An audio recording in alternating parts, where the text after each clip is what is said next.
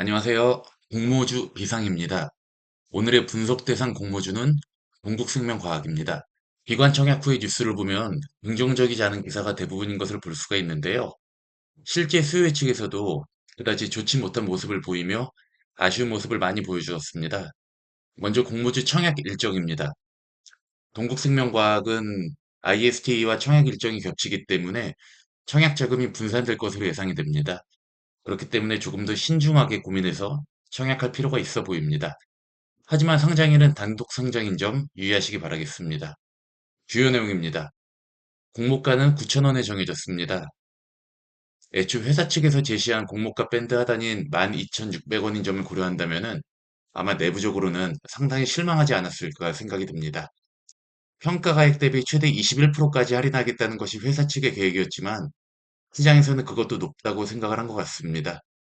기관들이 제시한 최종 할인율은 44%나 되니 거의 반토막이 난 셈입니다. 평가 모형으로는 퍼 대신에 EV/EBITDA가 사용된 점이 특징적이고요. 그 값으로는 14.82가 되었습니다. 주식수 관련 주요 내용입니다. 상장 예정 주식수는 약 1,600만 주가량입니다. 공모주 적용 시 상장 시가총액은 1,439억 가량으로 예상이 되고요. 총 공모 주식수는 200만 주이며 금액은 180억입니다. 전체 상장 주식수 대비 공모 주식 비율은 약 13%입니다. 상장 첫날 유통 주식수는 약 520만 주가량 됩니다. 금액 기준으로 470억가량 되며 유통 주식 비율은 33%가량 됩니다. 상장 예정 중인 종목 중 오름 테라퓨틱이 38%, LG CNS가 28%가량 하니 평균적인 수준으로 보여집니다. 기관 청약 주요 내용입니다. 참여 기관 수는 705곳으로 상당히 저조했습니다. 또한 공모가가 만원 언더인데 기관 경쟁률이 117대 1이 나온 것도 상당히 이례적으로 낮은 것으로 평가가 되고요. 그만큼 동국생명과학에 대한 기관 투심이 안 좋았음을 보여주네요.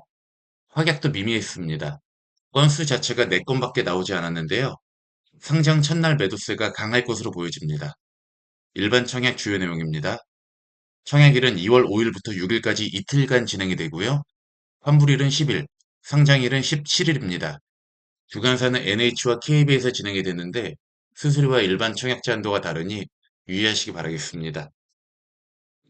동국생명과학은 조영제와 의료기기 제품 유통을 양대 축으로 하는 회사입니다. 특히 조영제 분야에서 국내 시장 점유율 1위를 차지하고 있습니다. 조영제 분야에서 회사의 안정성 확보하고 의료기기 매출 확대를 통해 회사의 성장성을 키우는 전략을 가지고 있습니다. 회사의 매출 구성에서도 잘 나타나는데요. 조영제 제품과 상품 매출이 70%가량 되는 것을 확인할 수 있습니다. 국내 시장 점유율 1위라는 것은 강력한 장점이면서도 단점이 되기도 하는데요. 안정적이지만 더 이상 성장하기 어려움을 의미하기도 합니다. 실제 동국생명과학의 매출은 몇 년간 큰 성장을 거두지 못한 것으로 보여집니다. 그리고 과도하게 조영제에 편향된 매출 역시도 미래 성장성에 의문을 품게 만드는 부분입니다. 참고로 제품과 상품으로 구분되어 있는데요. 제품은 회사가 제조한 것을 의미하고요. 상품은 외부에서 사와서 유통하는 것을 의미합니다. 조영제는 엑스레이나 MRI 검사 시 검사 부위를 더 잘 보이게 하기 위해 투여하는 의약품입니다. 인구 구조의 고령화가 지속되면서 성장세를 거듭하고 있는 분야입니다. 주요 제품으로는 엑스레이 조영제 파미레이와 MRI 조영제 유니레이가 있으며 두 제품은 최초의 퍼스트 제네릭으로 국내뿐만 아니라 EU, 일본 등 의학 선진국을 중심으로 전 세계 국가의 수출 네트워크를 확보하고 있습니다. 국내 병원들 대부분을 고객사로 가지고 있는 것도 동국생명과학의 장점입니다. 또한 회사 매출의 다른 축은 의료기기 유통 판매입니다. 동국생명과학은 다양한 영상 진단 장비로 구성된 포트폴리오를 구축하고 있으며 전문 의료기기를 직접 제조하는 국내외 기업들과 사업 파트너로 관계를 이어가고 있습니다. 이제는 제네릭이라는 표현이 많이 알려져 있는데요. 특허권이 만료된 의약품을 저렴한 가격으로 공급하는 제품을 의미합니다. 세르트르니아는 바이오시밀러 같은 경우는 바이오 복제 의약품이고 제네릭 같은 경우는 화학적 복제 의약품을 의미합니다. 세계 조영제 시장에 대한 분석 자료를 참고하시면 좋겠습니다.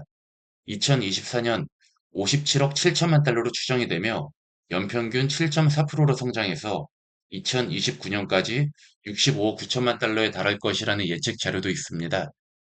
단지 시장의 리스크 요인에 대해 한 가지 알고 가면 좋을 것 같은데요.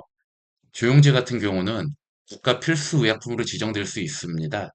그렇게 되면 정부가 개입해 가격을 인하하게 되기 때문에 마진율이 떨어질 수밖에 없습니다. 그래서 정부가 약가 인하 명령을 하면은 제약회사에서는 행정소송을 제기해서 최대한 시간을 끄는 경우도 볼 수가 있습니다. 재무적으로는 상당히 아쉬운 모습인데요.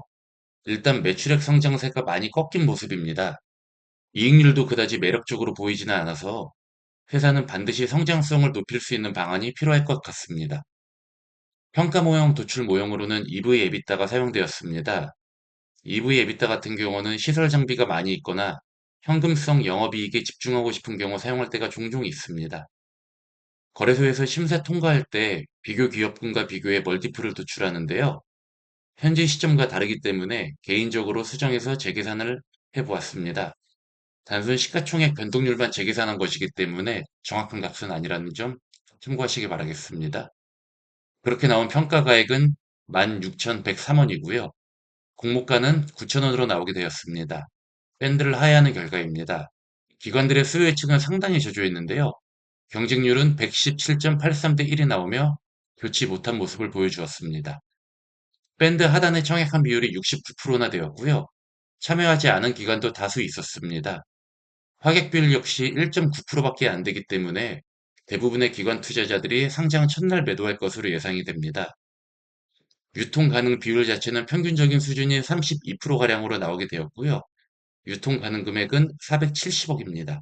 보호해서 물량 같은 경우 6개월은 되어야 나올 예정이니 만약 유통 가능 물량만 상장 이후 소화가 된다면은 수급적으로는 오히려 매수 기회가 될 수도 있지 않을까라는 생각을 하고 있습니다.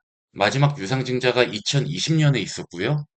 당시 투자 단가는 액분 기준으로 1,659원이었습니다.